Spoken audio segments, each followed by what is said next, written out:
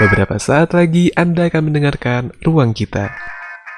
Oke, baik lagi di ruang kita. Udah beberapa hari nggak upload juga karena cerita terbatas. Dan langsung aja kita baca cerita pertama. Tapi kalau ada yang mau kirim cerita bisa langsung cek di deskripsi ya.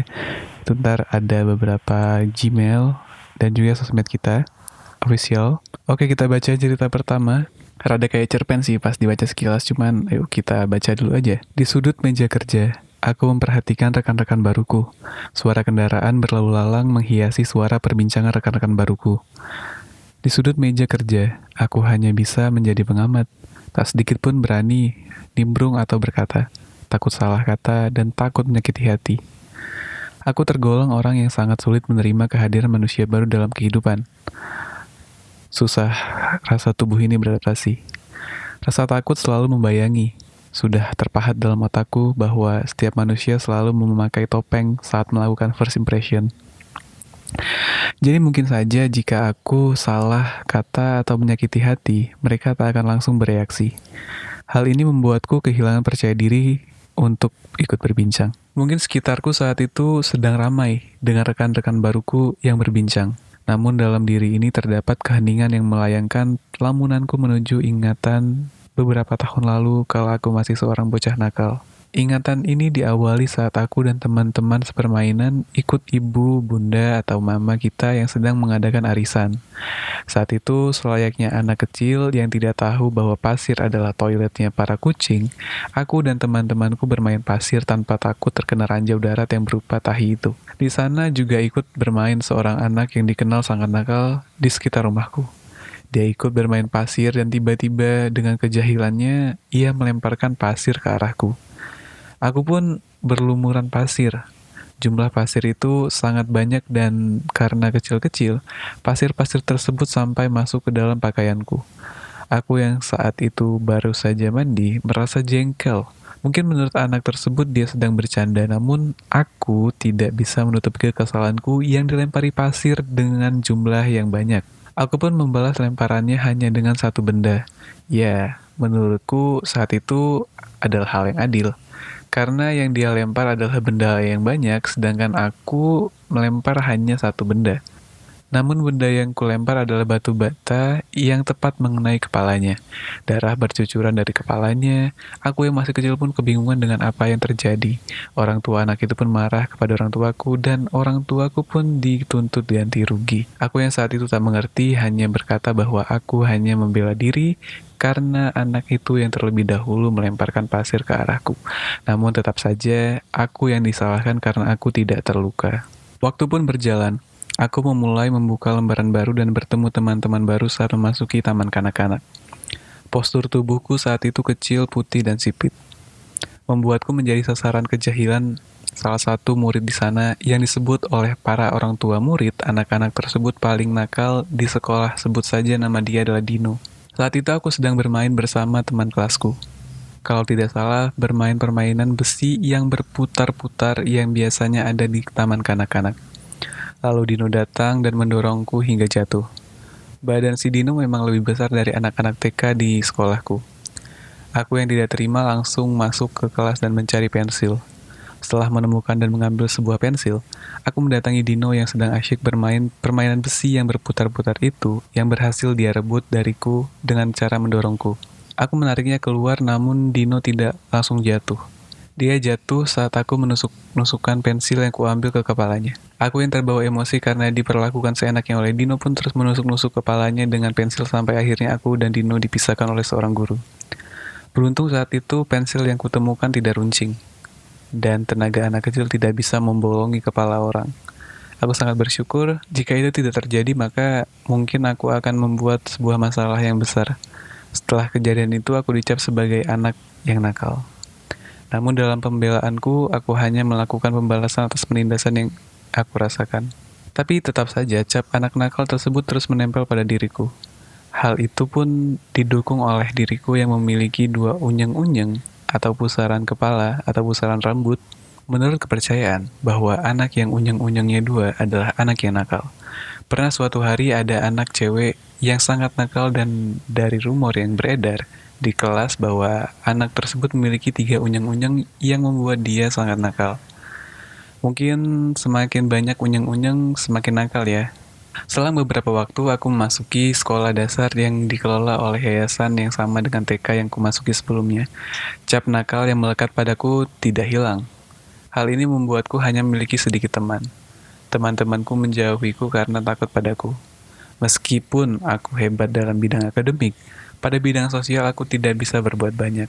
Pada pertengahan pendidikan SD, yaitu kelas 3 SD, aku pun mulai menerima cap nakal yang menempel padaku. Aku pun menjadi sering menjahili anggota kelasku. Selain karena hal itu, aku yang kesepian karena hanya memiliki sedikit teman pun merasa kurang perhatian. Sehingga aku ingin menarik perhatian orang-orang agar aku tidak merasa sendirian. Pada saat itu, aku berpikir bahwa dengan menjadi nakal adalah hal yang membuatku mendapatkan perhatian. Memang hal tersebut membuat keberadaanku lebih dianggap.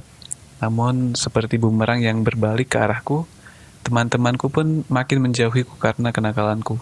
Mereka pun membuat sebuah geng yang dimana aku tidak boleh ikut saat mereka main. Hal ini membuatku terasa makin terkucilkan. Semua ini berlangsung hingga aku tamat SD.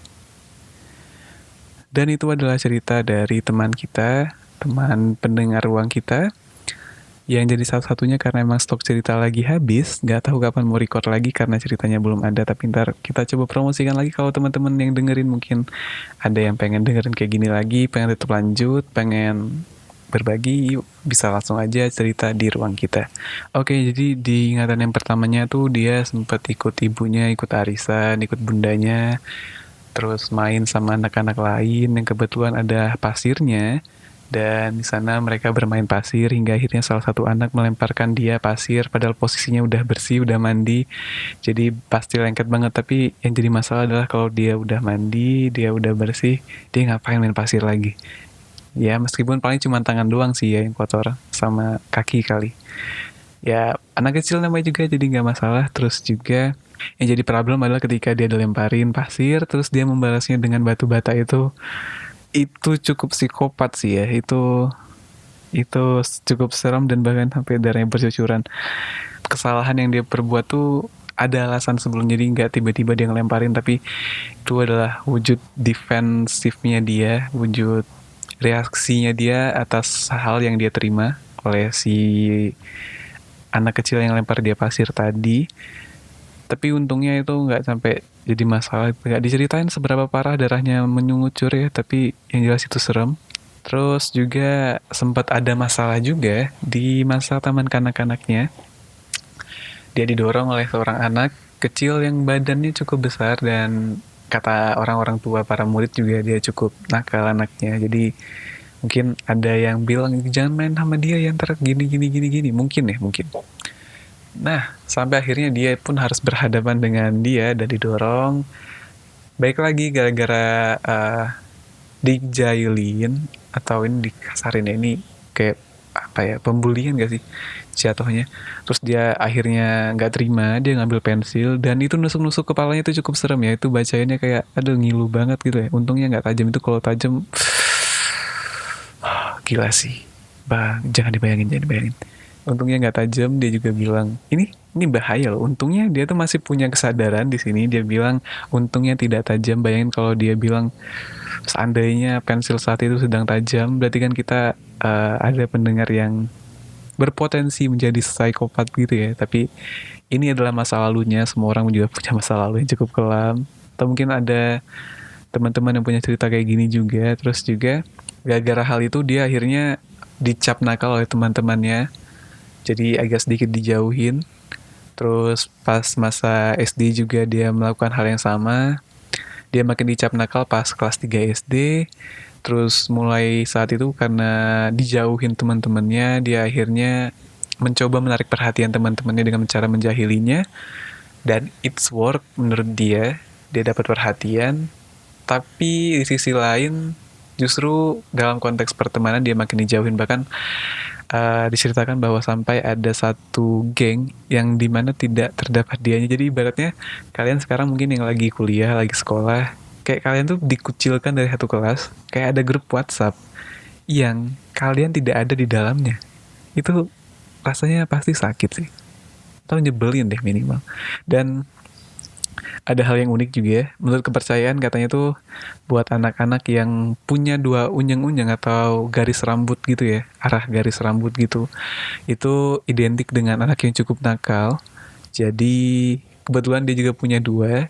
Hal ini membuat dia semakin dicap nakal gitu ya. Kalau cewek mungkin gak kelihatan gara-gara, kalau cewek mungkin gak sih ada unyeng-unyengnya 2, tapi gak tahu sih ya. Soalnya kalau unyeng-unyengnya 2 bakalan kelihatannya aneh, tapi nggak tahu bakalan ada atau enggak. Mungkin di sini ada yang bisa komen gara-gara nggak tahu sih, kalau cewek kan biasanya pakai jilbab jadi nggak kelihatan. Dan ceritanya cukup apa ya, cukup miris ya. Jadi karena reaksi kita terhadap hal yang diberikan atau sikap orang lain terhadap kita tuh justru jadi bumerang. Padahal mungkin di sudut yang lain kita nggak salah, tapi mungkin terkadang kita nggak bisa kontrol harus seperti apa harusnya respon yang kita berikan sampai dalam batas aman. Tapi emang itu susah juga dan udah terjadi juga.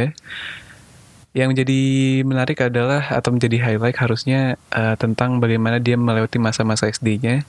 Dia sampai dicap nakal hingga akhirnya di titik itu dia sampai dijauhin teman dan dia harus berperan lagi menjadi anak nakal. Yang sebelumnya mungkin gak senakal itu, tapi sekarang menjadi jahil. Dan teman-temannya biar bisa dapat perhatian dari teman-temannya juga. Dan buat teman-teman, yuk kita hindarin bullying, kita hindarin hal-hal yang kayak gitu. Karena itu bisa bahaya banget buat psikis anak-anak juga. Mungkin di sini ada adik-adiknya yang masih sekolah, itu bisa dikasih ingetin. Karena itu bahaya banget buat kepribadiannya di masa yang akan datang. Tapi untungnya yang kali ini nggak jadi psikopat sih. Ini bahaya banget loh, sampai dikucilkan itu hal yang paling paling menyedihkan lah. Hal paling menyedihkan tuh saat kita nggak punya teman sama sekali. Dan dia juga bilang dia tuh susah juga menerima orang baru. Apakah karena hal ini kita juga nggak tahu ya. Dan sekian aja video kali ini, kayaknya udah kepanjangan juga. Kita ketemu lagi di ruang kita berikutnya. And goodbye.